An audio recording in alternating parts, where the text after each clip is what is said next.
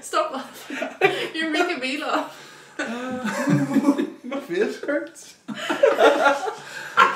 face is gone out.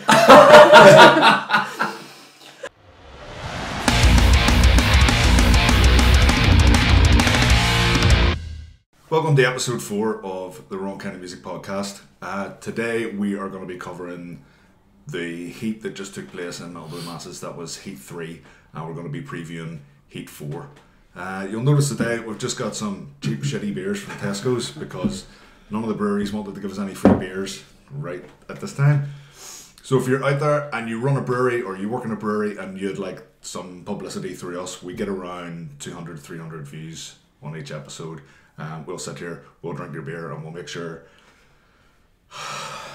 So if you're out there and you run a brewery and you'd like to sponsor us with a few beers, we'll give you a wee bit of publicity and tell people that they're great beers, assuming they actually are.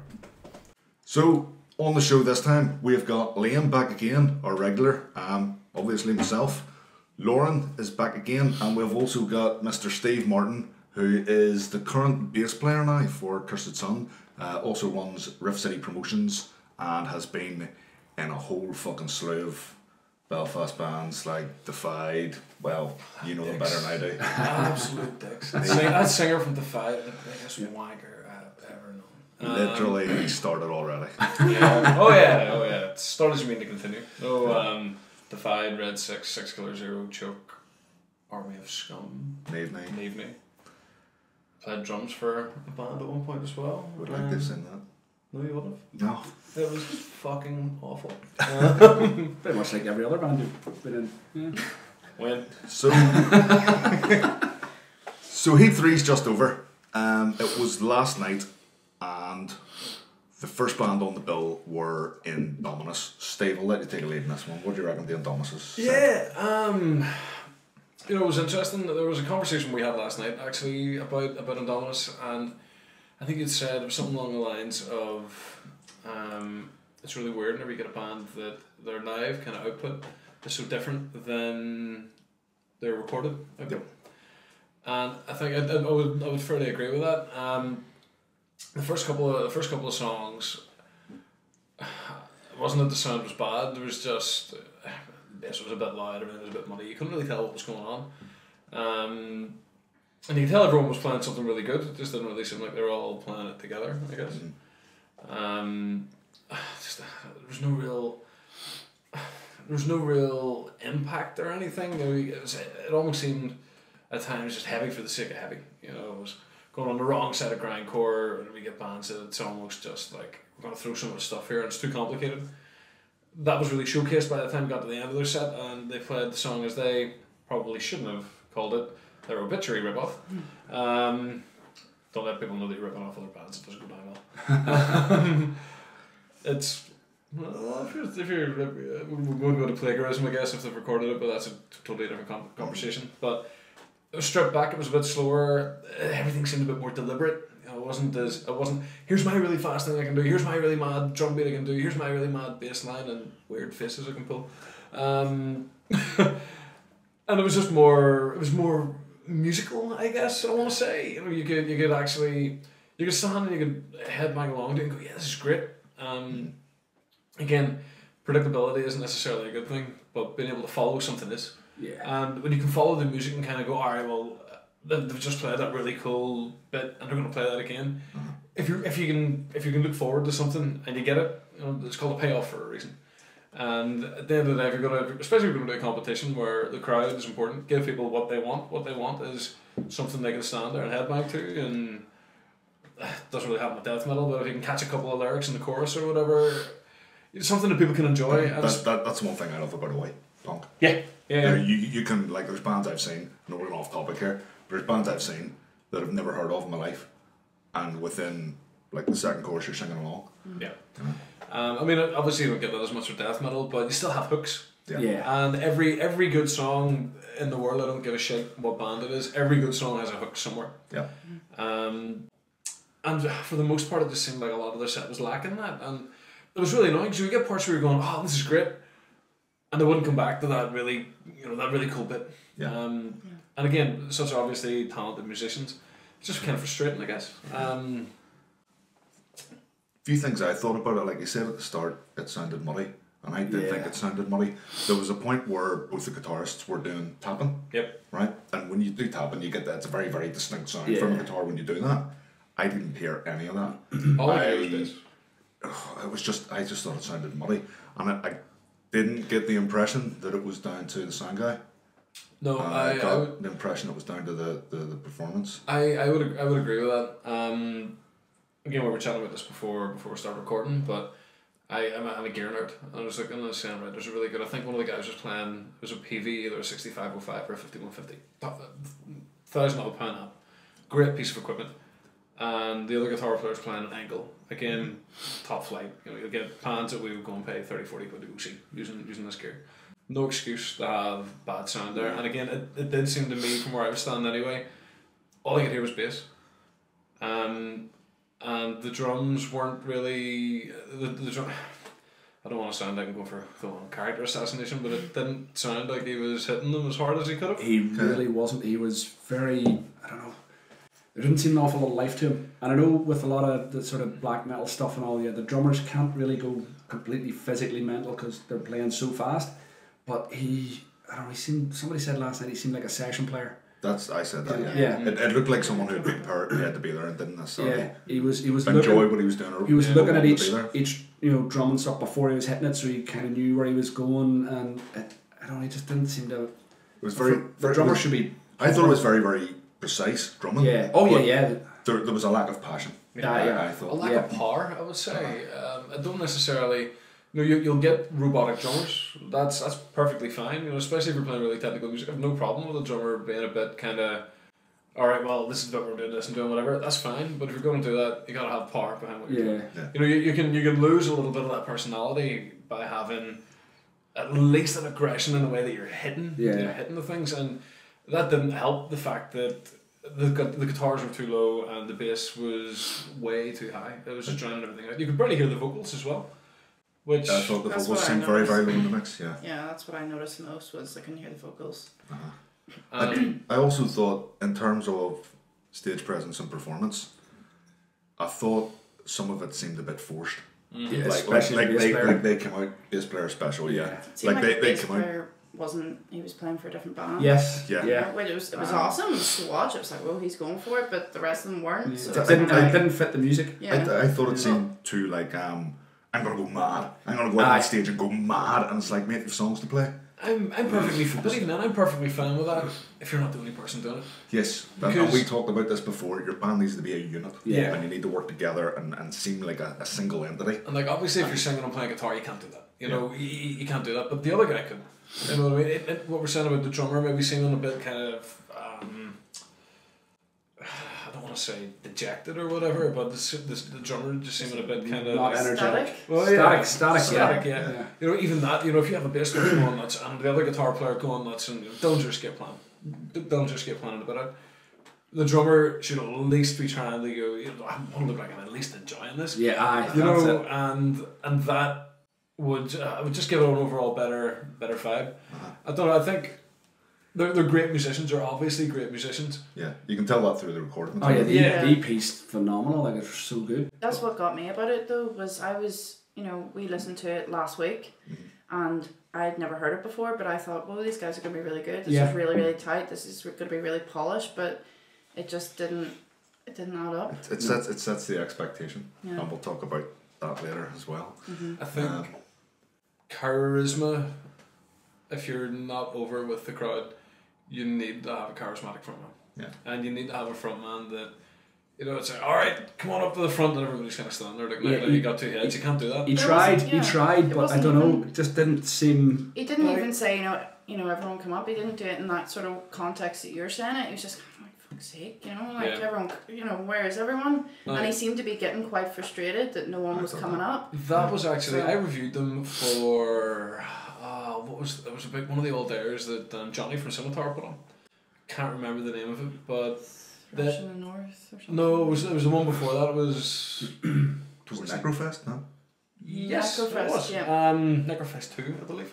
But I reviewed them for that, and they had funny. Mark asked me for some feedback. The bass player, and one of the bits of feedback was between songs. I think that if I remember right, there were big long pauses. They were tuning up and make sure everything was perfect and whatever, and blah blah blah. And obviously a bit of perfection, or being a bit of a perfectionist, great for your musician. Mm-hmm. But if you're doing so to the point where people are going, right, fuck this, I'm out of the bar. Yeah. We said that last week. You've got to, if you're going to have those, you need somebody that can then talk to the crowd. And if dead air it's just going to kill you. Yeah, and I mean, especially if people aren't overly familiar with your material, regardless of how good it is, if people aren't overly familiar with it, nothing can fill silence. No. You know, if people are starting to talk up, going away for a smoke. Alright, I'm going to go away for a smoke as well. Then on, there you go. Then you've instantly lost 10 of the 20 people that were standing there at the front when you're the first band up. I thought towards the end of the set. Sorry, what I was just saying was that they've improved on that. Sorry, a good bit from whenever I reviewed them. I thought the end of the set, like specifically the very last song, I thought they almost seemed to settle down.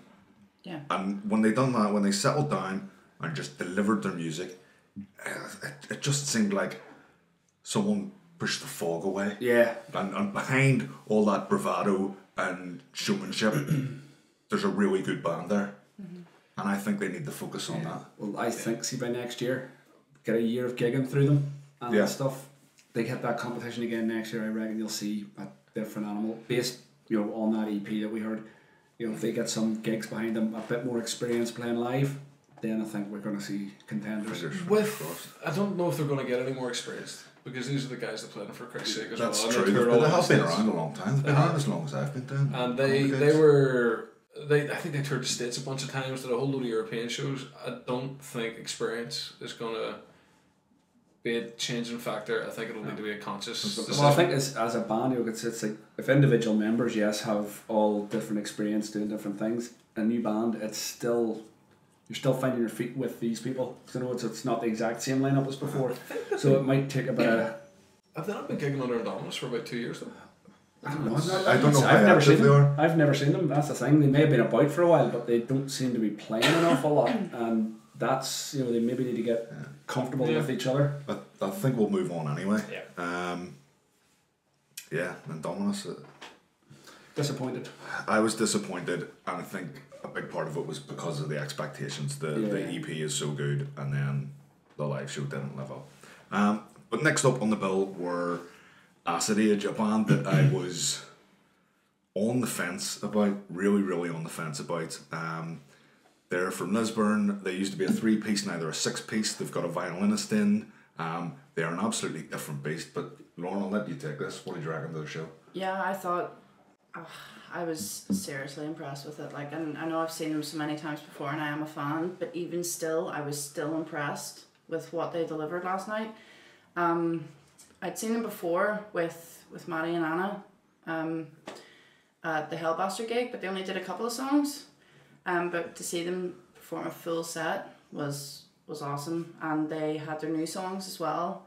And I just think they've sort of refined their sound. The 6 people, the violinist and stuff, to me, I had concerns that was all just going to get lost, and it didn't. You could pick out everything. You could pick out the bass. You could pick out the violin. Each of the guitarists. I thought everything had a purpose. Yeah. It wasn't just let's throw a load of people in a band. Let's get as many people in. I mean, they're not going. I don't get the impression they're going to go. Let's go 7. Let's go 8. Let's go 9. What they have serves a purpose, and I think it really works. You put a violinist in a metal band, and you're taking a risk. You definitely. Well, that's it. It can go either way. It can either be a complete disaster, or it can be brilliant. And I thought she really brought something extra out, because she shredded like she was that's a proper thrash violin. People would sort of expect, you have a violinist, she's just going to sort of do like wee token bits, chords and whatnot. Yeah, but she was actually riffing it out. She was doing solos as well. For example, in Hell is in the South Sea, they actually added in a section in the bluesy part just for her to have a solo. So they've looked at it like that. They need to add a kazoo. We really do. We need a kazoo. We need a kazoo. I think as well, like, especially I've over, must we maybe say 2, possibly 3 years, I'm not sure. My opinion of them was slowly but surely changing every time that I'd seen them. So I remember the first time that I'd seen Acid Age, it was in the Limelight. They were playing a scimitar, and I seen them, and I was just like, it was a different drummer and all as well. It was Luke playing drums, Everything seemed fast for the sake of being fast, and there were solos thrown in for the sake of having solos, and it was like, here's the quirky thing, and here's whatever, and like kind of jumping about, seeming a bit kind of kooky and whatever. And then I've seen them a couple of times with that lineup, and then I've seen them with Eddie singing for them. And it meant Jude got to kind of take a bit of a step back, focus on being a guitar player, which is an unbelievable guitar player, absolutely savage. You watch him, just watch him riff for days. And I was like, alright, okay, this is starting to get a lot more into the lines of what I was liking, but I still didn't like the drums. It was all still a bit kind of all over the show. Then I got Aaron, which was Latin era as well, and on drums. And unfortunately, the first time I seen him, the sound was god awful, and I couldn't tell if what he was doing was great or fucking terrible. So seeing them last night was the first time that I've seen them with the lineup that I knew was better, but in an environment where I could enjoy it. And Matty adding the rhythm guitars was unbelievable, and I was like, okay, it's going to be interesting to see how the violins are going to go here. It's going to be great or it's going to be terrible. And I was even using different techniques, not just playing. I was using parts where it's stabbing or whatever, then like staccato rhythms on violin and all this around. Going, it's just so much better thought out than I would have expected from a local band. Yeah. Put a violin into a band. The other thing, see, whenever the sort of themes they have with the combine harvester, rabbits, blah blah blah, and drone shark ethics, you just think they're crazy. They're fucking crazy, right? And when I think of those things, I imagine guys in a practice room just coming out with stupid mad ideas. Yeah. Right? A big gigantic joint. But when you listen to it, at least live, I thought it's so cohesive. It is well thought out. Yeah. It's not just fucking mad. It's as mad as it is. It's not just mad. Mm-hmm. It's well executed madness. Yeah. I think that's the best way I could describe Acid Age. Well executed madness. I think that's something that's maybe taken maybe a bit of time to actually maybe become better executed, because a little while back, it was shortly just before I left Nivni, actually, I was chatting to Jude, and he was saying to me, he's like, man, we sort of started adding a lot more elements like black metal and more extreme metal into what we're playing.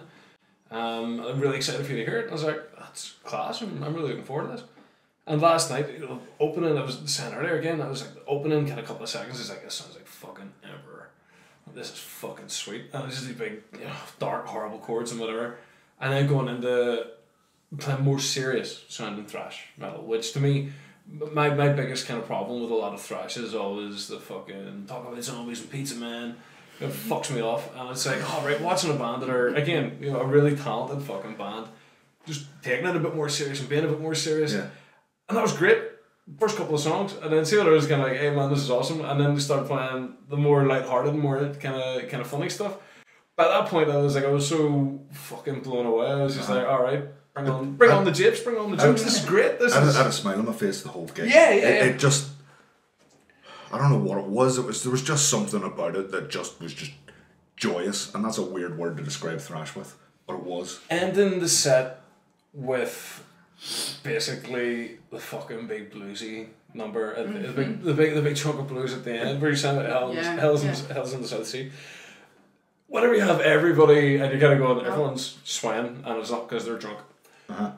You've done something right. You know what I mean? You've ticked the fucking box somewhere. Whenever you have the whole crowd that are going, man, this is fucking sweet. It's. And here's the thing, I actually enjoyed it. You even enjoyed it? And that, considering I'm not a fan, I still have an issue with the vocals, that they're too high pitched. There was one point where he came down a bit, and there's a bit more of a guttural sort of thing going on, and I thought, right, I can get into this.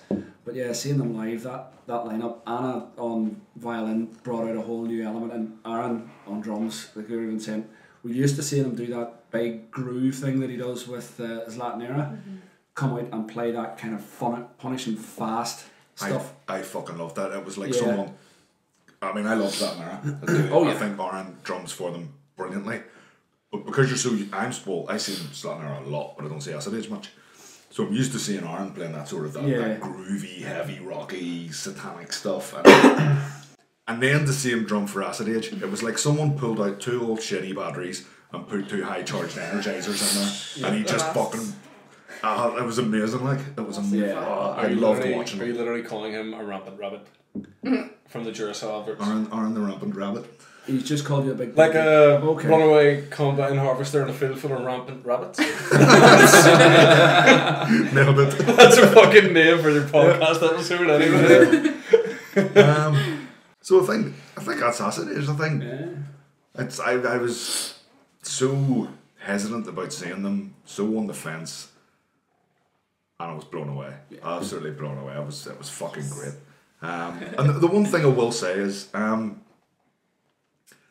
I was speaking to someone like that expected to be down at the gig last night. They sent them a message like, didn't see you last night. How come you weren't down at the gig? And they were like, well, I didn't really fancy any of the bands.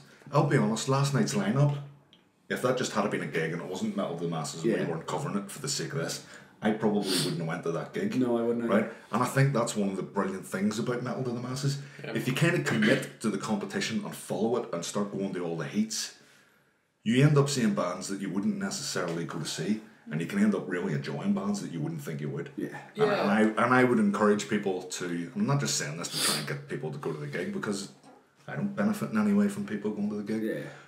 But just go down, go and check out some bands that you might think, oh, I'm not too sure about those, because you'd be fucking surprised. I got that with Oracle. Every podcast we've done so far, we've come on and said, yeah, we fucked up last week. You know, we got it wrong. And on that point, the next band on the night were Thunderwolf. Yeah. And if you watched the last episode of the podcast, I don't think we were too... we weren't too nice about it. Yeah, we're pretty scathing. We were pretty scathing, because what their online presence, their social media, their Bandcamp and stuff reflects the band in a certain way, and then we seen them live, and well, Liam, like, yeah, we all know what was said last week or in the last episode, but it was like 10 seconds into the first song, I put my camera down, turned to you, and we both looked at each other and were like, what the fuck has just happened? Like, they came out and it was a totally different beast. They were so tight, heavy, they're just massive sounding. it sounded fucking amazing. Yeah, and my jaw was on the floor. Yeah, the vocals as well.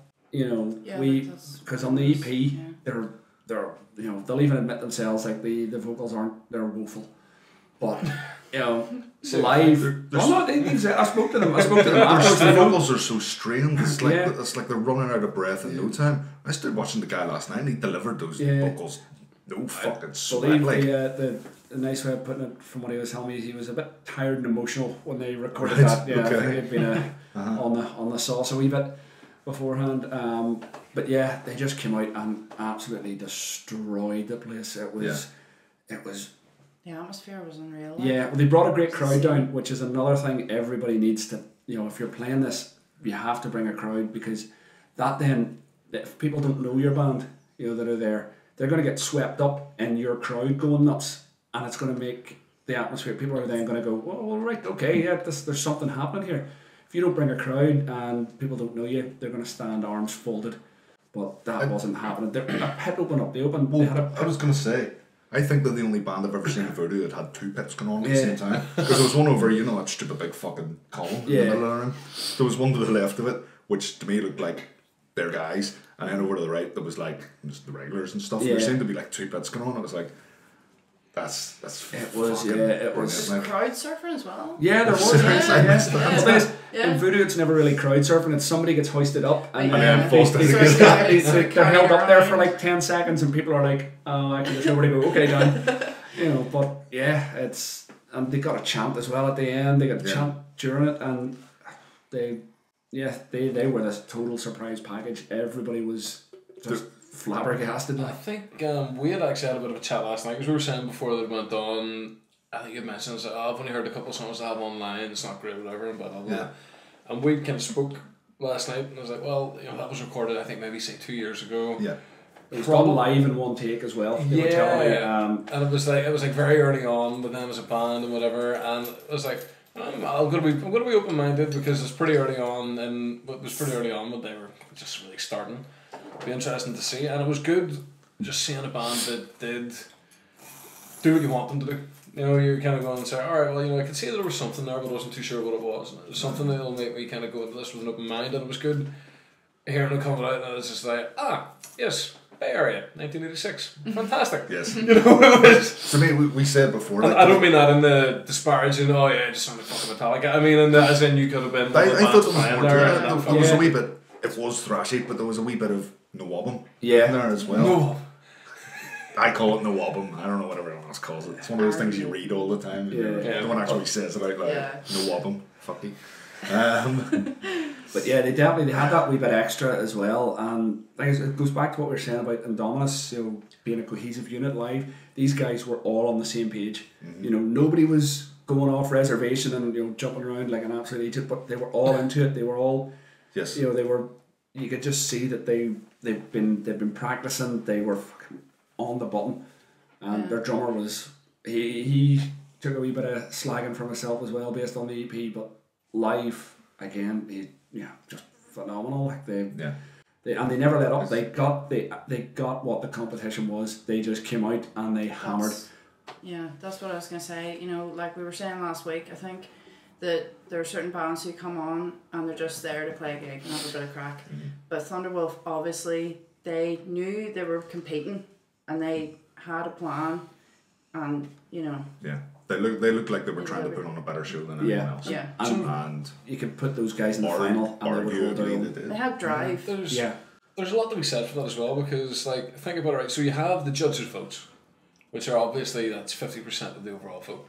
You have the crowd vote, and realistically, people are going down. Apart from the case of fucking Eddie Fest like last night, most of the time the crowd are coming down. If they're not coming down just for the competition, they're coming down for one band. You know, they're coming down to support that mate, that mate, that mate. So if you're playing as if you're a fucking headman in Donington, that's the difference between we'll just give them one and give them a whole bunch of threes. And that, I think there's a lot to be said for that. You know, if bands are going out and they just say, oh well, you know, we're going to play our songs as well as we can and they're going to vote for us, we're going to fucking lose. Yeah. Because that's not enough, you know. That's what it was an old comment, I think, from last year. I think James had mentioned that to win the crowd vote, really, it's the battle for the threes. You're fighting for the threes. Because your four is almost guaranteed from the crowd you bring down. Yeah. So the fours are kind of a given. And they align with the judges' vote as well. Typically. So then the bands have got to fight for the guys who have watched other bands that they didn't come down for. Of those three, what order are they going to put those in?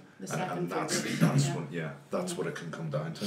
And well, based on the numbers at the end of the night, I don't think that's what happened, because they slaughtered everybody. Like, every time you get to the end and it's like, oh, it was so close, there was only so many points in it. Well, so fuck me, they got like 38% or something. Yeah, it was over 10% difference, I think. Yeah, it was like 38 and then the next band 27 or something. Like, with the mathematics and the way that judging and the scoring works, that's a big fucking difference. That's one of the biggest differences I've seen. And that they won people over. And that wasn't just because they brought, because they did bring a big crowd, but once, as you were saying, it came down to the threes and the twos. I'd love to see the Pedro results, because I just imagine Thunderwolf would be fours and threes the whole time. I got a wee bit of a sneaky look when James was sort of totting them up at the door. Can you admit that? Oh yeah, he sits at the door and tots them up, you know, until before he goes upstairs, and I could see just lines of fours from them, you know. So yeah, those guys, I think there's a very good chance they can make the final, and you know, they will not be embarrassed in there. They will hold their own and they will push anybody else. Well, there's no denying. I think that's 4 big thumbs up for Thunderwolf. Finally some metal. Yeah. And again, we said right from the start, we want bands to come out and surprise us and shock us. I mean, when we go down to see Lockhorns, we know what we're in for. Yeah. We know we're going to get a great show. It's those nights where you go down and you think, oh, maybe this lineup's not going to be the one for me. This isn't going to be the sort of gig that I would go to. And then someone like Thunder would have come out and just blow you away. Yeah. And that's, again, that's one of the things I love about this competition. Getting those surprises and those shocks. So last band of the night was Wardomized, Belfast-based grindcore band. You know how I feel about grindcore. It's nothing without mankinis and dead masks and just all the stupid madness that comes with that snorts and gurgles. Just and It wasn't that, and I think that seems a wee bit unfair to Warbanized. That also seems unfair to Warbanized. It seems a wee bit unfair to Warbanized that I've got these preconceptions of what grindcore is and they're not living up to that, but I can't help it. I thought they weren't bad. They weren't bad. I really enjoyed watching Mike. I think Mike can put on... There's a sincerity and a genuineness about the way he plays on stage. I had the leave because I played last night, but having played for about a year or so with Mike in Nivney, I've never played with someone that I enjoy playing with as much as Mike, because no matter what he's doing, he is 100% into it, and he can be fucking dying at death. Like 6 bottles of Bucky deep the night before, wanting to actually end his... He's standing going, if I can throw myself at this window, I just might. But he'll go up and he'll just be screaming in your face and fucking throwing himself about, and he's just amazing, and he's such a great musician as well. It's like, it's great seeing him now being in more than one fucking band. I get to go watch them go fucking nuts. So one thing I'll say to him, and this kind of goes against a lot of what we say about, you know, performing in a competition. We keep saying about, you know, you need to perform for the crowd, you need to impress the crowd, you need to get the crowd on board. I didn't think Mike played to the crowd. To me, he was playing for himself, and he was just enjoying himself and just getting right fucking into it. And then, because he's doing that with such, as I say, genuine and sincerity, passion, that comes across, and then that becomes something for the crowd to kind of lock onto and watch it and enjoy. Do you know what I mean? Yeah. You're not playing for the crowd, but because you're playing for yourself, you're playing well, and it looks good. Your problem with them though was they were playing to the crowd. They kind of scared half the crowd, at least half the crowd away. The numbers were thin. The floor emptied pretty much as soon as they started, which I know, like, usually I hate it when bands play and then fuck off and take all their mates with them. That didn't happen, but it felt like it, because I don't know, it seemed that all the sort of the neutrals or whatever, just it was too much for them. You know. Yeah. I thought it was like scary intense. I've never seen him play so with such intensity before. Yeah. Eddie was on the floor. I mean, Dean, I sort of had mixed feelings about him. I thought he was an excellent drummer, but I think he could have, you know, sort of give a bit more sort of power into it. I think he did that, you know, last night. I was impressed. You know, I thought they did much better than I've seen them before. And of course Mike, as always, like. It's worth kind of remembering with Dean as well that this is the first band that he's played in that's been gigging and stuff like that too. And I think since he's joined him, he's been on 2 tours in the space of like a year. So it's been a real fucking, I think it's 2 or maybe, yeah, it would be. So it's been a real fucking trial by fire for him. And obviously, like I said, it sucked. It didn't stick around last night, but I've seen him 2 or 3 times with him up to this point, and it's like, alright, you know, the first time was just like, alright, okay. Second time was just like, alright, this makes sense. Third time, and after hearing him on the recordings, it's like, right, sweet, he's kind of found his groove. So it's good to hear that he's continuing on that upward trajectory, I guess would be the word, wouldn't it? Yeah. Glide path, if we're talking in business fucking speak. But so the 2 bands that won then, that went through, we kind of mentioned this, but it was Thunderwolf came top, and then Acid Age came second. So they're the 2 bands going through to one of the semi-finals. Lauren, do you think they were the right bands to go through? I do, yeah. Yep. I mean, I was sort of expecting maybe Indominus and Acid Age, but I think, yeah, well deserved. Absolutely. Yeah, you can't fault. Yeah, Thunderwolf just leagues ahead of everybody, and Acid Age, as much as, you know, I'm not a fan, I thought on the night they were so good. So, Steve? Yeah, I mean, especially from having watched and been a part of the crowd in that last stage set last night, I was like, there's no way in hell they're not making it into the semi-finals. You're standing there going, these people will all be disappointed if they don't make it to the semi-finals. If you're standing in the crowd and feeling like that when you're watching band, then there's something there. You know, they're kind of going, this is going to be great, I can't wait to see this, I can't wait for this to happen again. And Thunderwolf, from again only getting catch about half of their set or whatever, I was like, fuck me, these guys are the band I was expecting them to be when I read their influences, you know, at first, and it was great. I would think it would be thoroughly deserved. I'm just disappointed that there's not going to be an Eddie Fest 2, but what can you do? I would agree. I think they were the right 2 bands to go through. We thought Indominus were going to walk it. Yeah. Sadly, as we said, live show didn't live up to the recorded material. So based on the night, absolutely Thunderwolf just smashed it. Absolutely deserved to go through. Acid Age put on a fantastic show, and again, well deserved. Yeah. I think they're the right two bands to go through. On each podcast, we'd like to have a conversation based around anything to do with Metal to the Masses competition thus far. One of the things I'd like to talk about is basically when bands enter this competition, if they're successful and they get through to the final, they can end up playing in front of the same crowd 3 times. So there's been bands in the past, the likes of Dundee, Senescence, Sluts, who we would have seen 3 times. Yes. That we would have watched 3 times. There's a certain challenge to that in how do you play to the same crowd 3 times in a short period of time and not just do the same show. How do you keep it engaging? I still manage to impress. How do you impress someone when you've already impressed them twice in the last 4 or 5 weeks? Steve, any thoughts? What can bands do? Well, there were a few things that Neve did. I was saying before, it's like it's not so much that you give. I think I misphrased it. We were chatting earlier, but yeah, it's not so much that you give 90% in the first couple of weeks. That would take an awful lot of balls.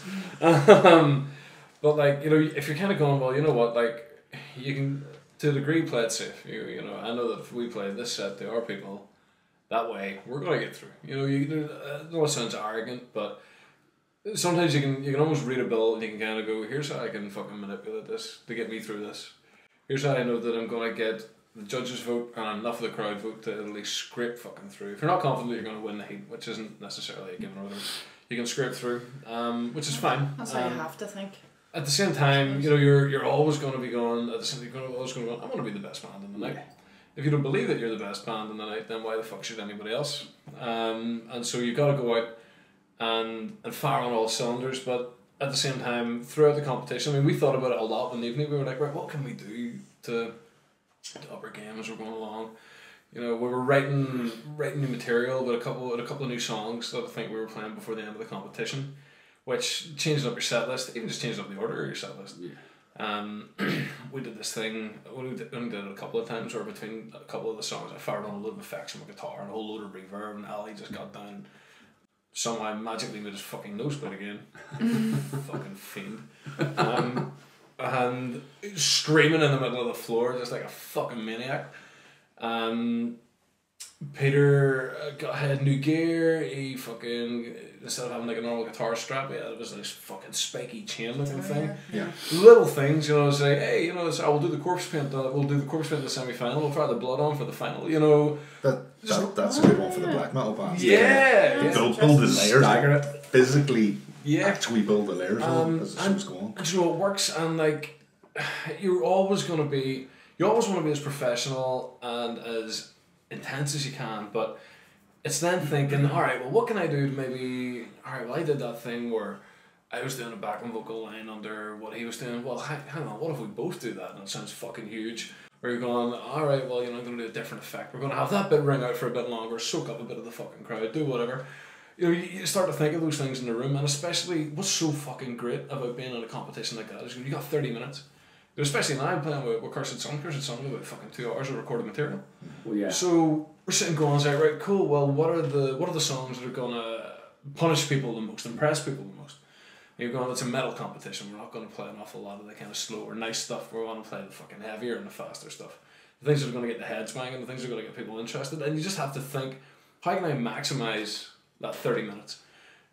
And again, you don't really need to do it just as much.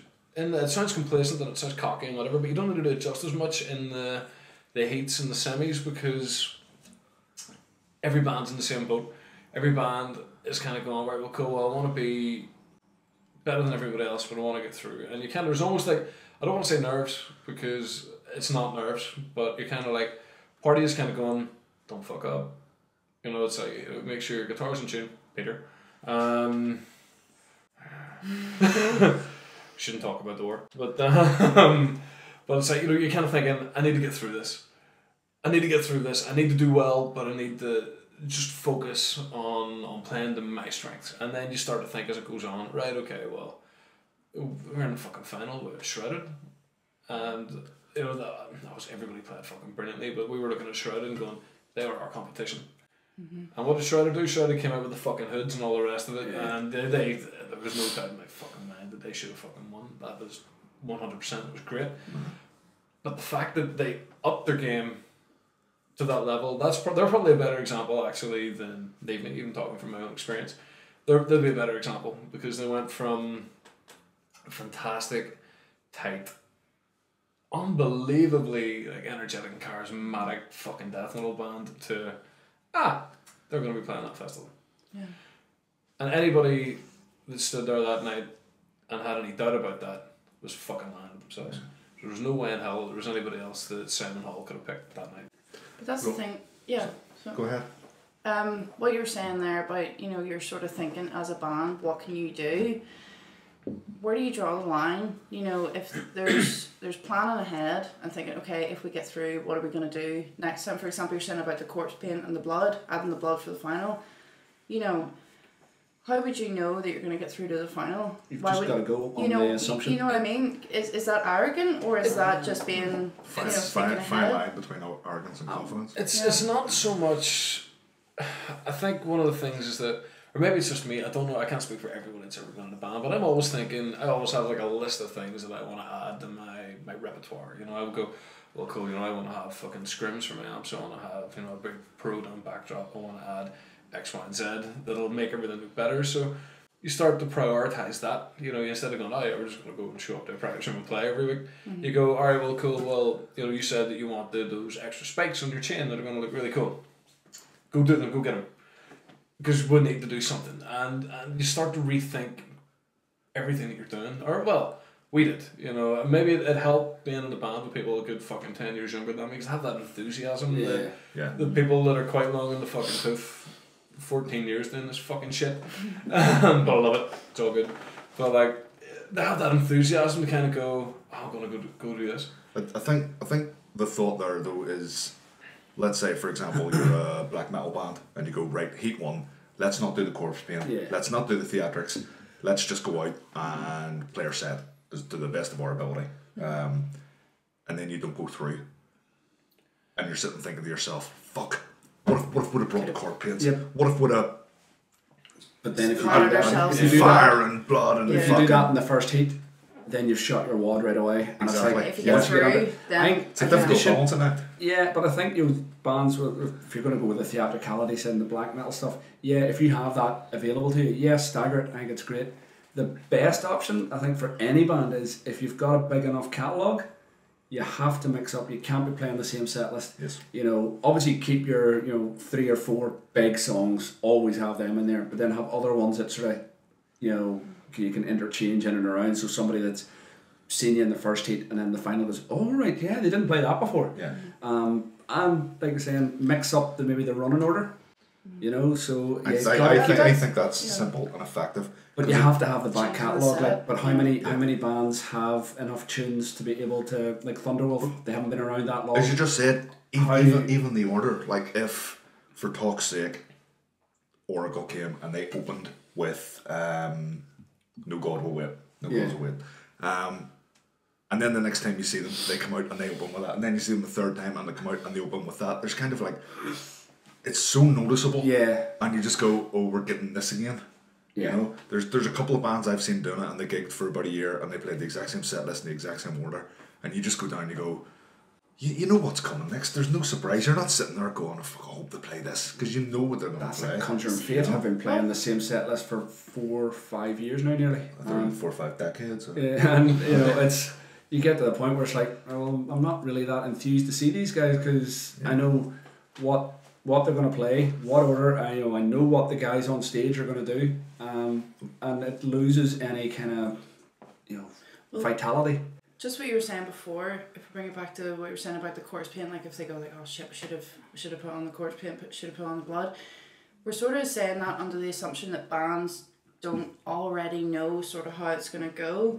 you know, like us, you know, we sort of know the bands. No, you we know, clearly don't know. we clearly don't know what's going on, but you know, we sort of look at a lineup. You know, James announces, you know, such and such and such, and we go, okay, right. Already, you sort of have a rough idea. Like, okay, bands go through curveballs like Thunderwolf. But you already kind of know where all the different bands are at on a level of like, you know, sort of professionalism. So a band can find out that they're on a heat and go, okay, we're up against such and such, right? Okay, so that's the sort of level we need to play at. You know, you gotta factor in that as well. It's not like they're just completely done, they don't know how it's gonna go. Often a lot of bands sort of would know how it's kind of gonna go. I think at least I think so anyway. With having, again, with the way that the judging panel is, and this is gonna sound really fucking horrible, but there's bands know how popular they are with certain parts of the judges. So, for example, Neavney had been getting very good reviews with Mark. So we were fairly confident going into that we were like, right, okay, you know, we're going to get at least a 3 or a 4 from the judges. Which I know sounds awful cocky and whatever. And every band can have a good night, every band can have a bad night. But you kind of go, well, you know what, based on fucking empirical evidence, going, alright, we're going to do well enough there. If we don't fuck up, we're going to do well from the sound guy. And usually you kind of go, if I can impress one, you're probably going to impress the other one. And if you have enough friends and fucking family or fucking fans or whatever that are going to come down, such as the case may be, you can kind of tell, you kind of go, alright, well, okay, well, I'm not worried about this. I'm playing with fucking 3 other bands here that nobody's heard heading their fucking tail of. That's all well and good. But one of the bands that we're going to be chatting about shortly in the coming heat, Rule of 6, threw a fucking massive spanner in the works at the Middle of the Masses a couple of years ago. I don't know if they'd only played a handful of gigs or only a kind of handful of kind of bigger gigs, but they brought so many fucking people down. They did. And sorry lads, but they weren't the band that should have got through. Zombified didn't get through in that heat. And that was, I remember, that was last, Zombified last year with this year's Elder Druid. Was it last year or was it the year before? I think you're right, I think it was the year before. But I remember I was fucking cursing the fucking competition and the fucking structure up and down. Everyone was baffled. They were baffled. You could feel the bafflement. But you looked around and you're seeing these fucking 30 people you've never seen at a fucking Distortion Project gig before, all wearing the t-shirts. But this is the there's thing, a difference between just... You can think it out all you want. You gotta play the fucking game. Well, you've got to bring a crowd. That is the name of the game. It is, the crowd is 50% of the vote. If you do not bring people with you, then you cannot, in all honesty, expect to go through. I'm reasonably sure that Rule of 6 show where they brought the big crowd, there were Zimmer frames. They literally brought everyone they fucking could. Grandmothers, grandfathers, the fucking heat, you know, so... Which then goes on to the whole thing of, you know, do people actually vote for who's the best band on the night, or just because it's their mates and family? But, you know, that's a whole different can of worms. One thing I would say on the idea of, okay, so let's say you've played Heat 1, you got through, Heat 2's coming up, you're in a band, you're thinking, how do we up our game? I think one of the best, simplest and easiest ways to stand out in the semi-finals. He's going to say mankinis. Mankinis. Wear mankinis and poke on each other. I will vote for you, you get my 4 points every single time, any band that does that. That's good to know. That's really good to know. My take on it would be... Don't wear mankinis and don't poke on each other. Well, don't wear mankinis, but please poke on Wayne. I don't mind, that'd be a good idea. The whole band on like centre stage and the whole band just poke on me. Bukaki. That's the name of the band. We're starting a band, starting a grindcore band. Everyone wears mankinis, and I sit in the middle, and everyone pokes on me, and it's called Bukaki. Oh, Jesus Christ! Well, all I was going to say was just like figure out how to turn 100% into 110%, but no, just poke on Wayne instead. That'll do perfectly fucking fine. Joking aside, I think what we're saying is mix up your set list. Yeah. If you have a theatrical side to it, you know, figure out how to stagger it and not blow your wad right away. Do you know one thing that I will say to every band entering the competition? Look like a band.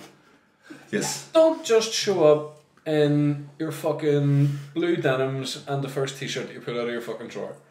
Look like a band. I used to, this is going to sound fucking ridiculous, see every fucking Red 6 show, I went, because we wore black shirts, we kind of had our uniform a little bit, and you know, if somebody showed up, I got pissed off because Rob showed up in blue fucking jeans one night, and I was like, fuck off, go to Primark, get a pair of fucking black fucking straight trousers and wear them to the fucking show. And every fucking time we would go and I'd go and get my haircut. And so we looked fucking neat, and the whole idea was that we looked like we were going to do business. That was our whole fucking plan with the band. So if you're going to be in a band, obviously you don't need to go out and wear fucking shirts and suits and whatever. You don't need to fucking do that. But it's like, don't wear a pair of fucking tracksuit bottoms. Don't wear a pair of fucking... don't just, fucking just wear fucking whatever. I couldn't be worse today.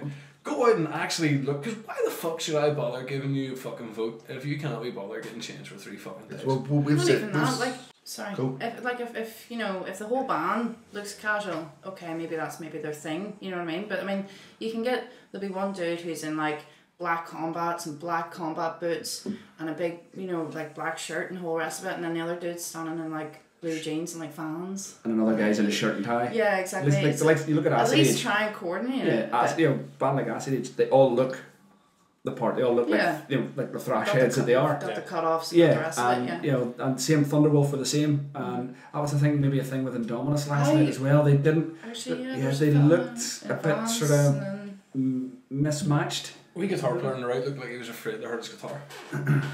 And that really fucks me off. Be like, it's like, yeah, I'm sure it probably cost an absolute fortune. But if you got a bass player that's throwing himself literally from the stage almost into the fucking pillar and standing there going ballistic, don't stand there and look precious. Just don't fucking do it. It makes everybody else look like a dick. So just try and coordinate it basically with the rest of the band. Yeah. Yep. Shall we move on then? I think we should. Heat 4 is coming up. It's on the 3rd of March. It's going to be in the limelight this time on a Saturday afternoon.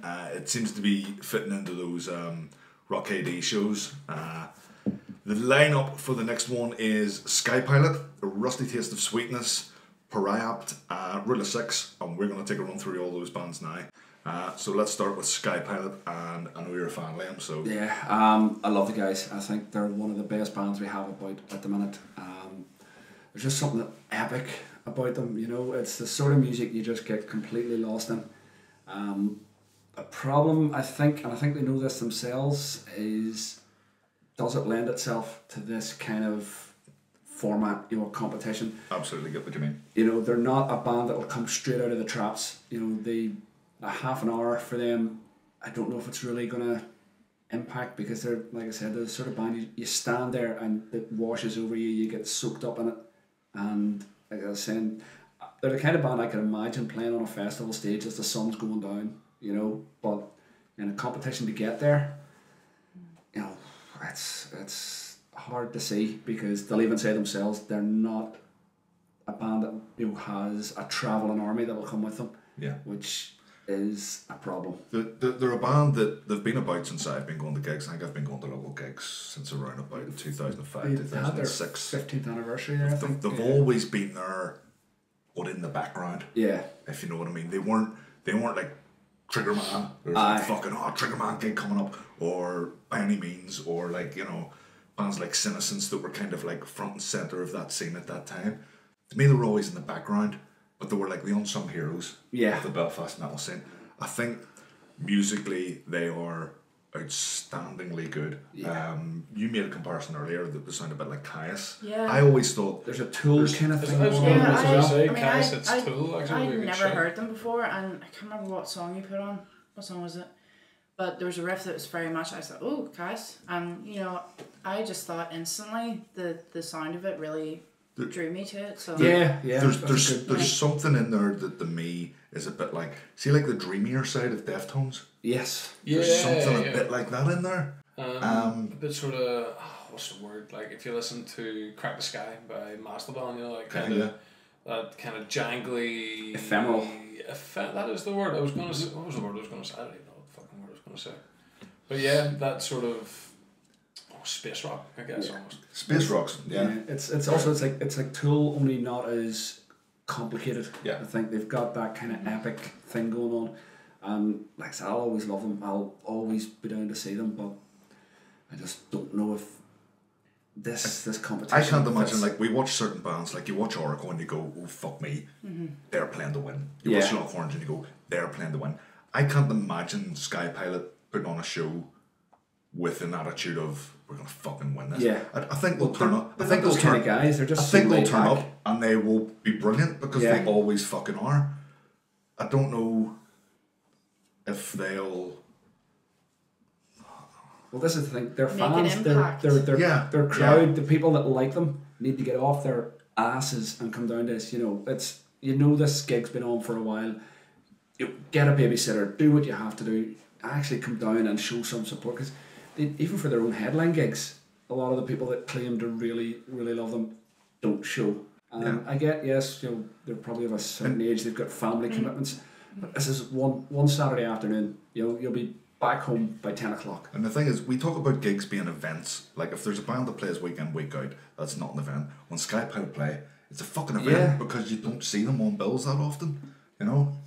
So to me, I think on paper, they should have a crowd. They should have a load of people down, and they should do really well.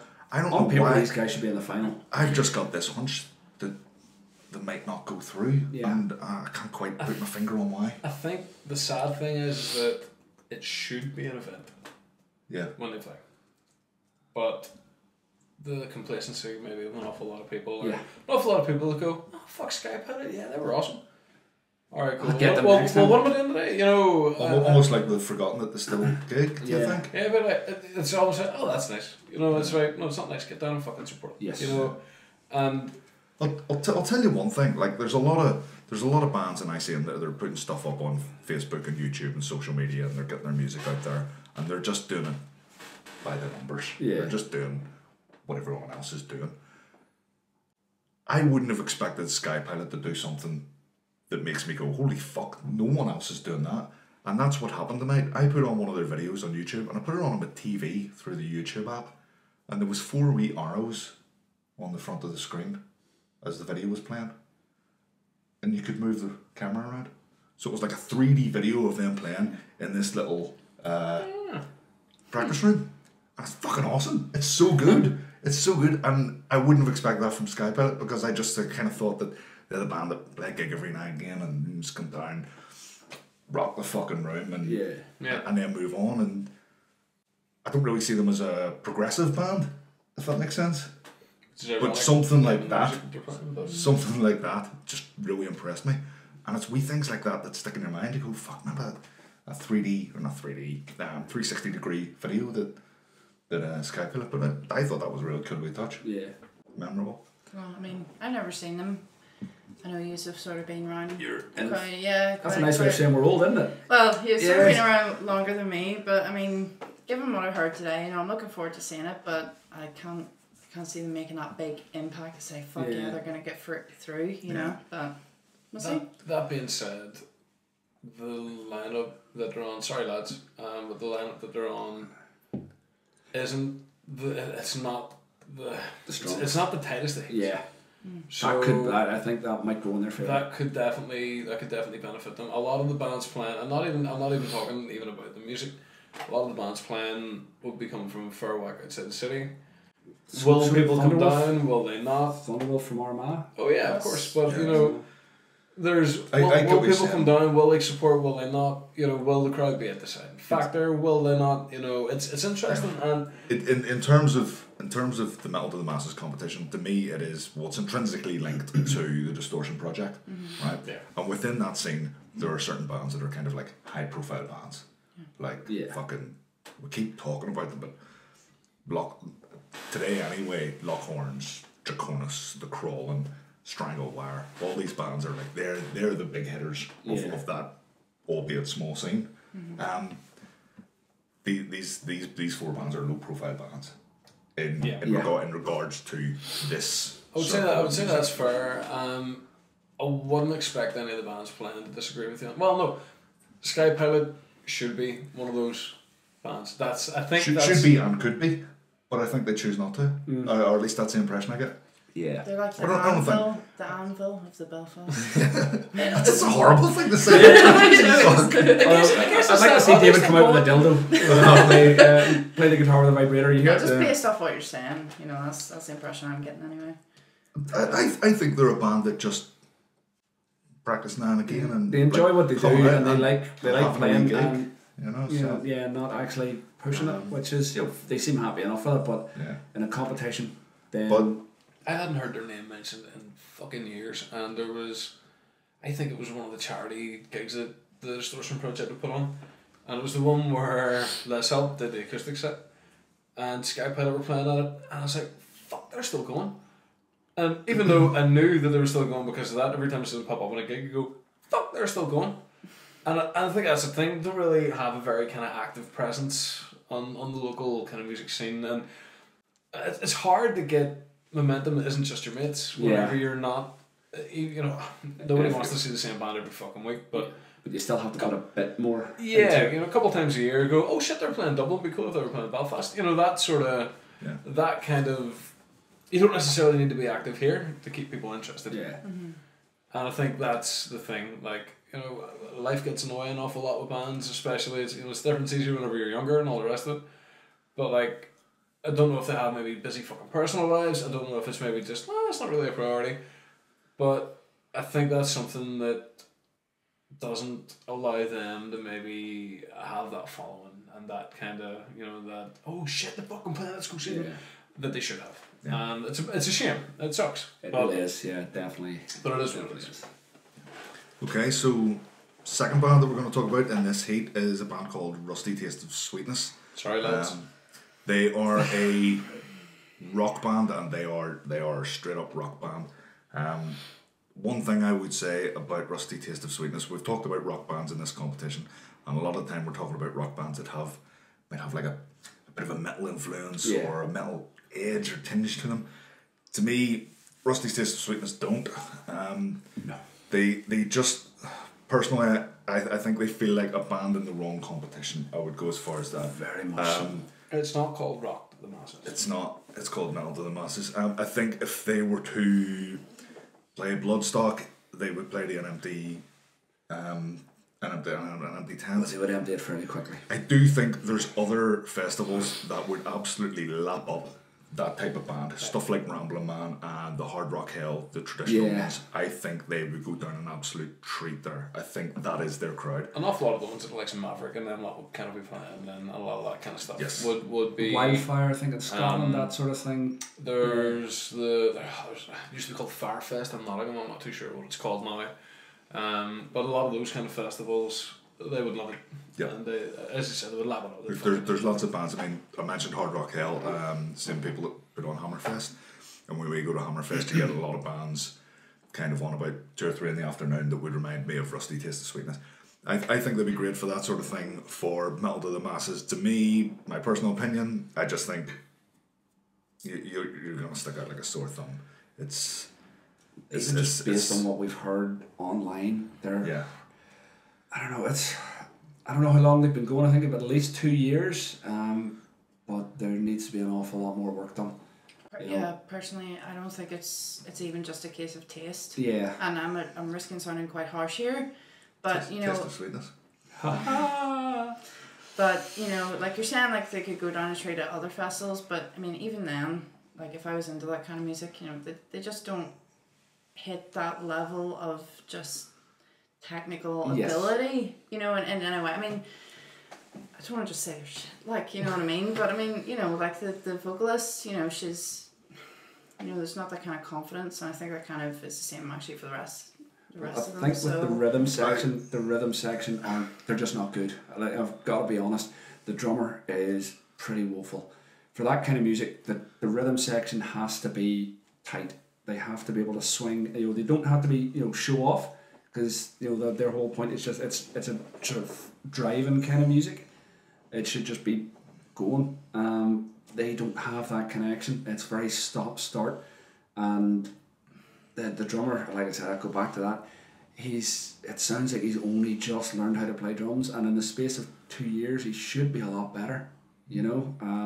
The guitarist seems to have ideas that just his talent isn't good enough to actually translate. The guitarist? Yeah. I'd say you mentioned confidence, I think. Yeah, that's the singer. In terms of performance, I think there's actually a hint of overconfidence with the guitarist. Yeah. I think that he brings a certain showmanship in his performance. That isn't warranted. And it exudes confidence. But we talk about bands being a unit, and I think again you've got that thing where you've got this super confident guy and the rest of the band are just doing their thing, and that sticks out, and you lose that cohesiveness within the band. Yeah, and like I said, he's just. I've listened to the videos, and he's trying to play this stuff, and you're like, oh, you're just not good enough. You have to play to your strengths, and that's the thing. And you know your limitations as well. Yeah, and I mean, that's what I'm saying. And it's like if we're talking about the rhythm section, talking about all the rest of it, and that's all well and good. But like, you can look at say other rock bands in the local scene. Again, there's an awful lot of me saying we talked about this earlier before we started recording. But look at Maverick. Maverick could go into the competition because it doesn't matter that they're playing rock music. They're playing rock music with enough of a swagger and enough of it, not just a confidence, but talent level. Yeah, it's not just confidence. It's knowledge. You know, it's I have this. I can do this. I will do this. And being able to play that to such a degree where it's like, okay, well, because Maverick plays Siege of Limerick. Yeah. Siege of Limerick is 90% death metal or black metal or extreme bands. And you're going, they're a hard rock band, hard as fuck rock band, but they're a hard rock band. And that is the difference. Like, if you're going to be the band playing in the competition that shouldn't be playing in the competition, give people a reason they'll like. Oh, yeah. You know, and give people earn it. Yeah. And like one of the things you mentioned there was about Maverick. And like I said, Rusty Taste of Sweetness, not really my thing. And they agree that's a cop-out because Maverick's not really my thing, right? And if I went and someone put me in front of Maverick, I would go, that's not really my thing. But fuck me, can they play? Yeah. And I'm enjoying it whether I like it or not. Well, no, I wouldn't, because I just don't like Maverick. But I would be able to stand there and go, they are fucking incredibly good at what they do. It's not my thing. Again, the difference between the twos and the threes. And I'm not saying that about Rusty Taste of Sweetness. I'm sorry. I'm just. They sound like your very first band when you were 12 or 13. Yeah. And like the chord changes and stuff are clunky. It's. I mean, obviously we don't want to completely slag a band to bits. You know what I mean? But there is. I mean, where do you draw the line? You know. Yeah. It's true. It's. Like I said, they've got a decent singer. I think you said it the other they day. kinda, if she had confidence in her voice, she sounds like she's sitting back and she's too afraid. There's moments where like I said, you listen to everything. There's moments in there where you're like, I see where you're going with this. You and get what they're trying to do. I get what they're trying to do, and I Yeah. understand if you put a bit more effort into it, you could actually get somewhere. I think the question of where do you draw the line, I think we draw the line here. And we'll move on. So the third band of Heat 4 is a band from Lurgan called Pariah. Steve, you've gigged with them, so... Yeah, gigged with them, put them on a few shows, I think. Really, really good. Weren't what I was expecting at all. So, a little bit of backstory. With Nevney, we got asked to go down and play a show in Fat Joe's, Lurgan. And we're like, yeah, cool, yeah, that sounds grand. And I think, if memory serves right, whatever happened, the fucking lineup fell apart at the last minute for some reason, or there's something. I'm talking balls. It's a Hemlock gig. Talking absolute shit. They asked us on the day, do you mind if such and such opens? We're like, well, yeah, that'd be great because having a local band open would be really good. I think the guitar player he's related to someone who helps run the bar or whatever. So I was like, yeah, cool, no worries. They came down and played, and it was everything from, as you say, kind of grungy, kind of like almost kind of heavy alt rock, to big fucking Mastodon riffs, big fat Mastodon riffs. Probably why they're on the bill was Sky Pilot. Having that kind of going from that sort of grunge to metal, to somewhere in the middle. Occasionally kind of technical, but kind of spacey or whatever. I can totally see why they're on that bill. Yeah. And would fit into the competition. Mastodon fucking headline, Bloodstock. It fit. They were fit for the competition. I think what might not help them.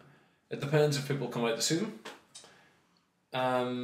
Because people will come out to see Rule of 6. We'll get onto that in a bit. But it depends if people come out to see them, because I think they might need a chunk of the crowd foot. Yeah.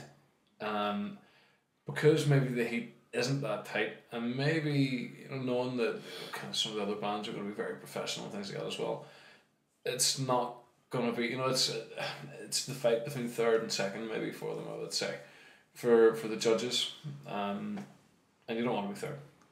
You just don't want to be third. It's second and first to get the fuck out, and that's what's gonna be maybe difficult for them. I wouldn't say they have a following in Belfast. Haven't been a terrible lot of gigs in the big smoke, as I would say, and don't have a massive kind of online presence. Lovely dudes, and I really do genuinely actually hope that they get through, because they're the kind of band I would want to see playing more here, because they've got a lot they offer, and especially for people that are maybe into a bit of rock or whatever, like a bit of metal, like a kind of Kayasy, fucking Tool, Mastodon kind of stuff. They have a lot to give. What the fuck are my hands doing? I have no idea. but they've a lot to give. One of the things you mentioned there was their online presence. If you go onto their YouTube channel, they're doing something that I think a lot of fucking bands should be doing. They've got full songs up there, and they've got snippets of songs, and that's bog standard. They vlog. They haven't got a lot of vlogs up, but they've got a couple of wee vlogs up, and to me that's engaging with your audience and telling them what you're up to, when the EP's coming out, when you're going to be playing gigs, you're getting t-shirts rolled out and stuff like that. Thanking your fans for their support Yeah. and all that kind of stuff. Yeah. And if you don't have a lot of music actually out there, because I think they've only got one song, is it God Eater on Bandcamp? They've two full songs on YouTube. I know that much. Well, that's not an awful lot. You need something else. So yeah, the You gotta vlog beef it out idea. a bit, The vlog yeah. idea is fills a gap. Yeah. I think it's great. Musically, whenever I started listening to them, I was like, this is a wee bit too on the rocky side. Not enough in the metal. Not enough aggression. Not enough heaviness. Not enough. I like that But then- as an adjective, by the way, I'm just saying. But I listened to it like 3 or 4 times through, and fuck me, has it grown on me. Yeah. It really has. I think the best comparisons I can come up with is, you mentioned the grungy side. They do have a grungy side, but to me it's like, it's the Alice in Chains. Yeah. Like to me, you know the big four, the big four grunge band, Pearl Jam, Nirvana, Alice in Chains, Soundgarden. I always remember that of those 4 bands, 3 of them used to sit within that grunge scene, and they used to do that. And then Alice in Chains would fuck off on the road with Slayer and all these fucking thrash bands. Clash of the Titans. Clash of the Titans. The first Clash of the Titans. That element of it reminds me of that just gives me that Alice in Chains vibes off them. Yeah, And then there's wee bits cool. of their songs that get a bit heavier and a bit more and that's it goes a wee bit Mastodon-y. And the other thing I'll say about them, of all the bands I've seen and listened to and checked out across all of them, I think they've got the best singer. Not necessarily the best vocalist, but without doubt the best singer. He has He can sing like fuck. He some really set of can. pipes on him, and I was listening to it myself, and it even goes back to Rusty Taste of Sweetness. That's what a rhythm section sounds like. Those guys are so tight. They're not showing off, but when they need to, they can fire in wee flashes, but they keep everything driving so that the guitarist can just he does rip out some things like that. chunky riffs. If you can impress, even people in the crowd might go, this isn't my thing, but they might be impressed by it. They might go, oh, he's such a good singer. And they're going to be so That good can get live. I people think votes. that I they think they will. seem really tight, and they've that kind of professional sheen about them that just makes you think they're going to go up there and they're just going to rattle it out. That's been my opinion every time I've seen them. And I started being like, not really my thing, I might fucking go up to the bar and chill out or whatever, and by the end of it I was standing at the front being like, this is fucking sweet. It is. And that's the battle for your 3 points from the crowd. That's what that feeds into all that. It's I've got my 4 written down from the start of the fucking night. Yeah. They're going to get the 3. Yeah. And and that's how you go from that not getting through and being like, what could we have done? To being, to getting there, and hopefully we'll see again a great band that I've seen them a couple of times, played with them a couple of times, really enjoyed them, and just didn't know where they would fit, and I would like to see them do well. Yeah. One of the things I will say is, listening to one of the vlogs that I mentioned that they put out, they seem like a band on the cusp of change. They seem to have, I got the impression that they're putting an EP out at the minute that they've kind of been struggling to get finished and out, and the process has taken that long that they're kind of looking back and going, those songs that we're putting out aren't really what we are anymore. Yeah. So it's a very dangerous I think I'm looking forward to seeing them this time. I would like I would like them to come back next year because I think they're a band that are evolving, and I'd like to see what they evolve into. It'll be interesting to see if they. I'm gonna slip on the Goes Year album. Listen to that, and then we'll see it in a year. Blow your dick off. It'll be like I said. Hopefully, because one of the things I say, especially because I don't think they've been going that long. Whenever it's in the first time, and I was going, these guys are really good. They're going to be great, and hopefully it transpires that this is going to be that they're great. You know what I mean? This is great musicians, as you say, fantastic singer. Which, if you're playing kind of heavier music, sometimes trying to have a singer that's not just a vocalist, a really good singer, can be difficult. It can be difficult to have a good voice that fits and is unique and works. And so it'll be cool to kind of see what happens with them next, and hopefully that's being in a fucking semi-final with me if I get through. So the last band, the Heat 4, is going to be Rule of Six. Rule of Six are a band from Lisburn Direction, I believe. There's not many of them. I don't know where they're all from. I know 6 they're different places. They have 4 guitarists, bass player, and a drummer. One of the guitarists sings. Style of music, I think, is no wobbum. Lauren, you listened to some earlier. What did you make of Rule of Six? Yeah, I mean, I've heard a couple of songs before. I think Dave, who's also in Waylander, he sent me a few songs, in particular the Christmas song, which I know you're really wanting to hear. Talk about that in a minute. But yeah, I was instantly impressed. They just have that edge, like whenever you listen to it, you go, those guys know what they're doing, You can hear the influences, you can hear a bit of Maiden, like what you're saying in No Album kind of stuff, like proper heavy metal. It's not my usual sort of thing, but I thought, it's pretty heavy. So I think they're in for a good chance. One thing I've said a lot about them is I think I'm wrong about saying this, so you're just wrong. I'm just wrong. Always wrong. Yeah. Wrong in the head. I've always viewed them as a band for musicians, not a band for punters.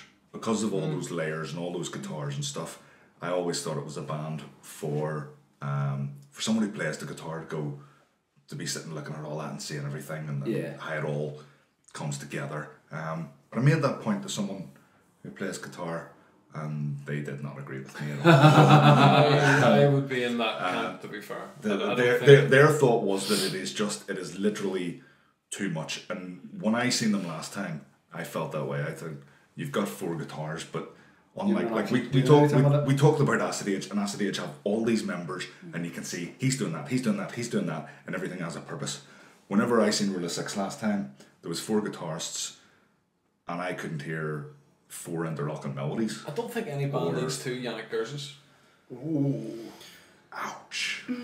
I've had a conversation with David about Yannick Gerz, so I think we should leave that point right where it is. Draw the line under that one. Yeah, that's a whole separate podcast. I think what you're saying about being like, oh yeah, a band for musicians. Again, if they were doing 4 completely and totally different things, and to be fair, it's been maybe a year, 2 years, or whatever since the last time I've seen them. So maybe now they are, and I can fucking eat the words. But it just seemed to be like, it's a band with 6 members. Gives a fuck. It's not the way it works. It's Rule of Six. I'm like, don't live up to your name for the sake of it. Don't be fucking stupid. Don't sell a potentially good band short like that. If you're gonna have 6 people in your band, make sure, as we said, make sure everybody has a fucking purpose. Yeah. And not just standing there going, well, I'm the guy that is justifying this extra guitar cabinet behind us here.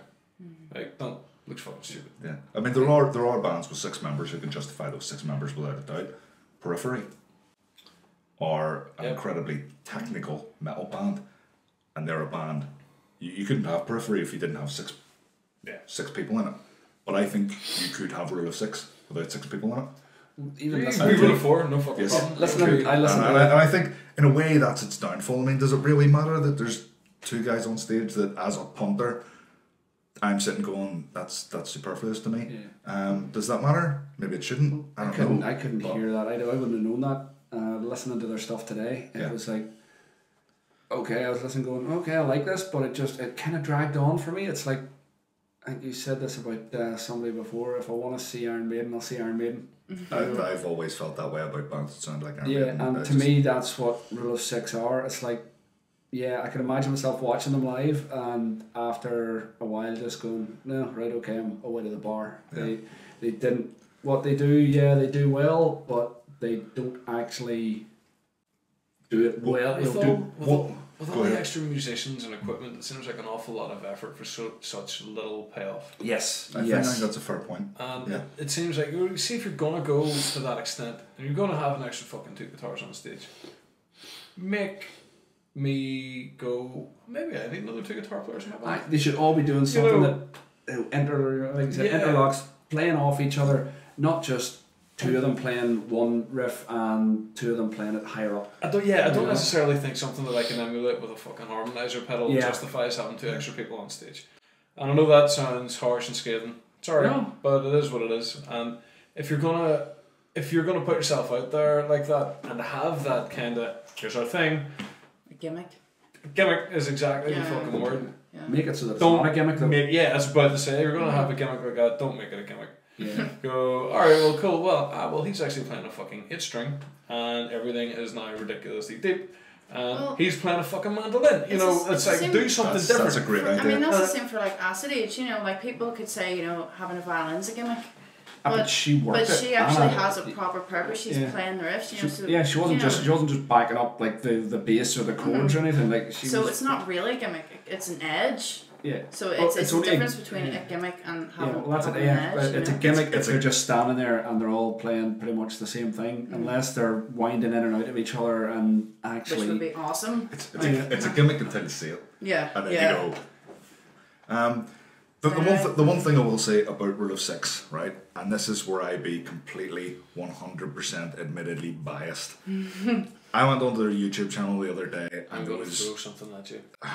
There was a Christmas song, right, and something in me made me put that on. And I don't even like Christmas, let alone Christmas songs.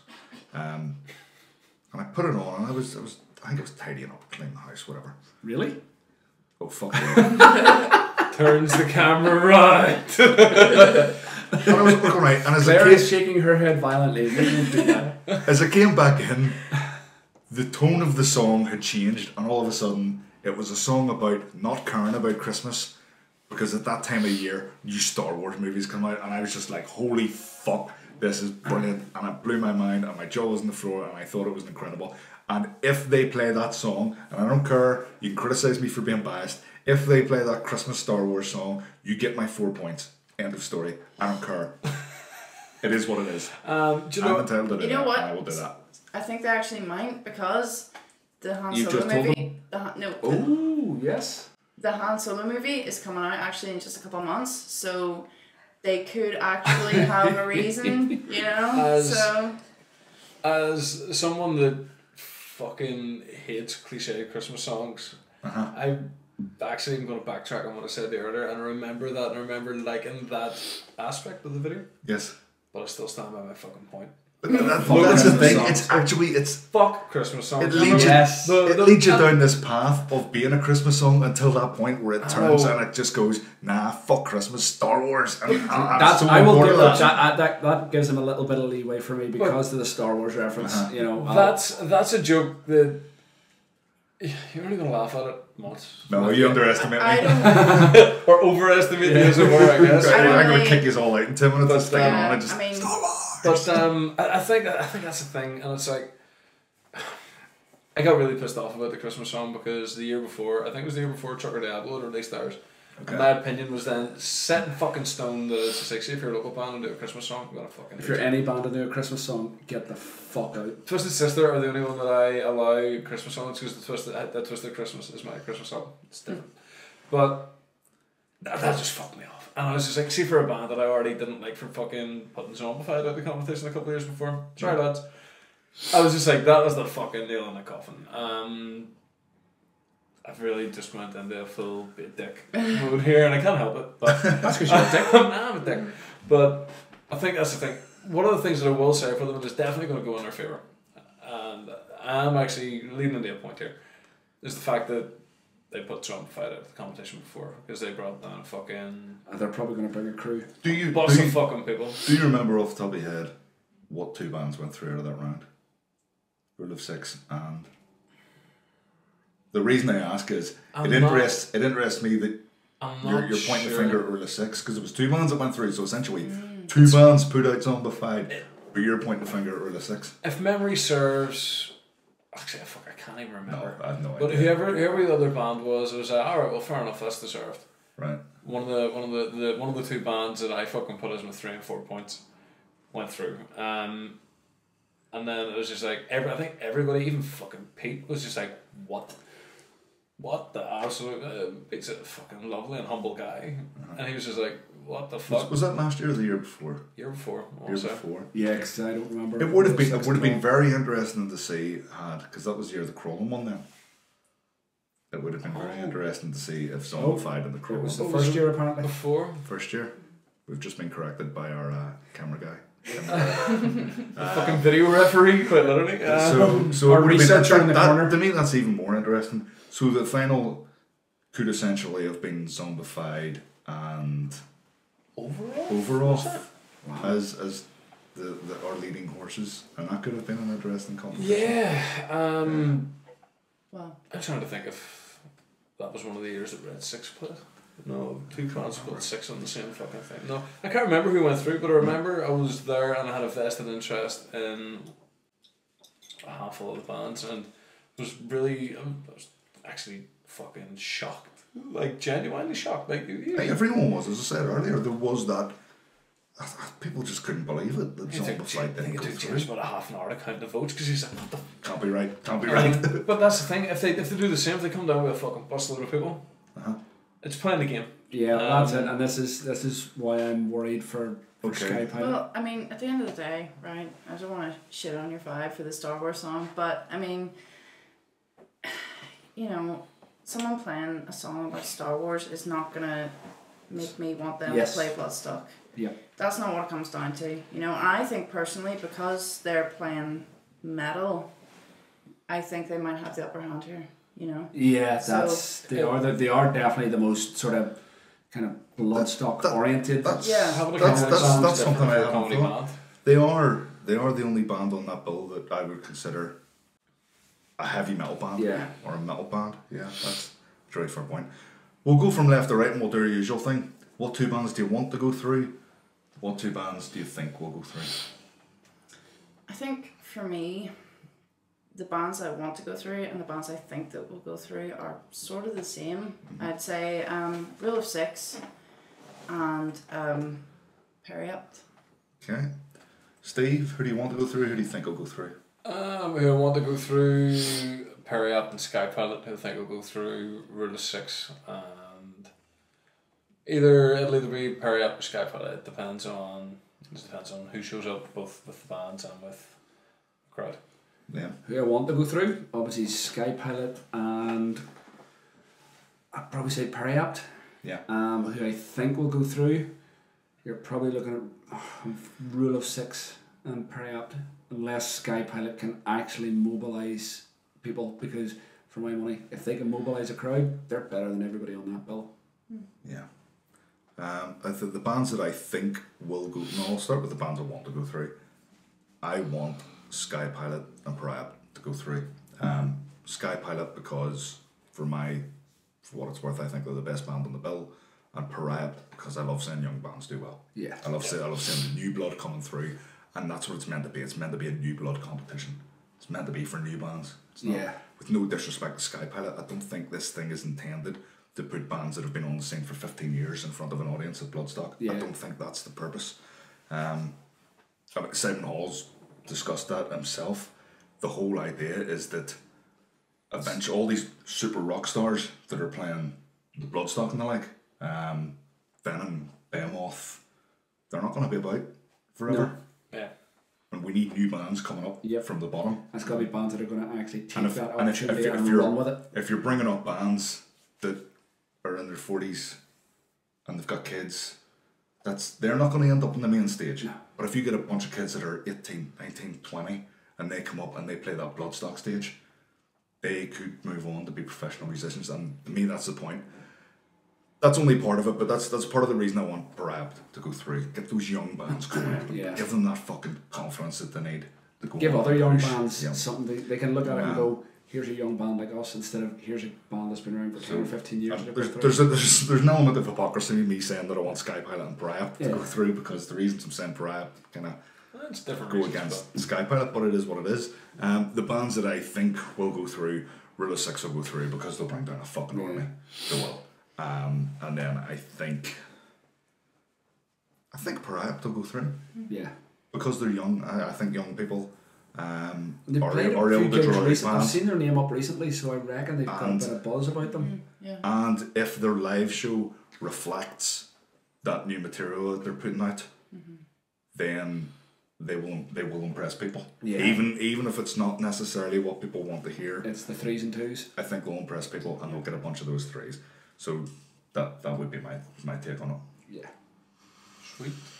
Okay. Awesome. Yeah, a little bit of a fucking wrong kind of music exclusive. Yes. Because about time. Because Wayne fucking Wayne. James has been flat out the last while and hasn't got updated in the event or whatever. But one of the bands in Heat 5, I'm almost sure that it's False Solution. They've swapped out the Heat 6, which is on St. Paddy's Day, I think, actually. And we are back in the fucking game on the 8th of fucking March. Heat 6. Did you just say Heat 6? Yeah. Heat 6. We're on Heat 5. The only one I can't make. Well, you're in Heat 5. Heat 5. Yes. I will be doing that. I can't make Heat 6. That's really good news. We said. Yes, I think we were all a bit. The competition's not exactly without Cursed Sun. Not exactly devastated, but it was a shame that Cursed Sun looked like they weren't going to be part of this. I'm glad they are. I'm really happy about that. Yeah, I mean we're really happy to be able to go down and sort of throw our hat into the ring, as it were. Feel free to pimp your upcoming gig next week. Yes, we've got fucking loads coming up. Actually, we're supporting fucking funk, hip hop, metal, rock, punk legends, fucking Head PE on Wednesday night. Fucking great. It's gonna be. How you guys aren't the main support and NASA pushbags are. Oh no! I have absolutely no qualms. They're awful and they shouldn't be fucking where they are, but well, it is what it is. I think Johnny McKee does a very good job of at gigs that he's not necessarily sure how the turnout's going to be. He hedges his bets. So we've got a metal band, a hardcore band, and Liam's favourite band. Who's the hardcore band? Tars. Oh, okay. And then Head P. And Tars, with their kind of most recent lineup, fucking outstanding as well. Like, they really upped their game. So it's gonna be a good night. We're also playing the fucking Lisburn Rock City next Saturday, Alexander's, with So Much for the Sun. Yes. And I'm actually not entirely clued in on the lineup because is it Oracle or Elder? I believe so, yeah. I think Oracle's playing. I think it's Oracle, yeah. I think so, yeah. I confess that I won't be at that because I'm going raving that night. While we're pimping things, if you're looking for band photo shots, live shots, Liam is your fucking man. If you're looking for posters, graphic design, that sort of thing, Lauren's doing a bit of that. Get in contact with the guys, and I'm sure they can help you out. And I don't know, maybe a wee 10% discount for TWKOM viewers. No job too small. I just literally come up with that, so I'm giving a 10% discount on these guys' services. I think we'll wrap it up right there. So as always, thank you for watching. I know this has been a really fucking long one. They just seem to be getting longer each time, but we appreciate everyone. Even if you're just skipping through and watching the bits you're interested in, we appreciate everyone watching. We appreciate the support. We appreciate the feedback.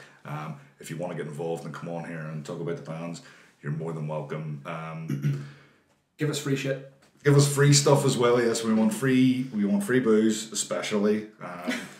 But anyone else, if you run a business and you want to collaborate in any way, we can help promote your business. I know we don't have the biggest audience in the whole world, but every little bit helps. Yeah, that's us. So thank you very much for watching, and as always, keep listening to the wrong kind of music.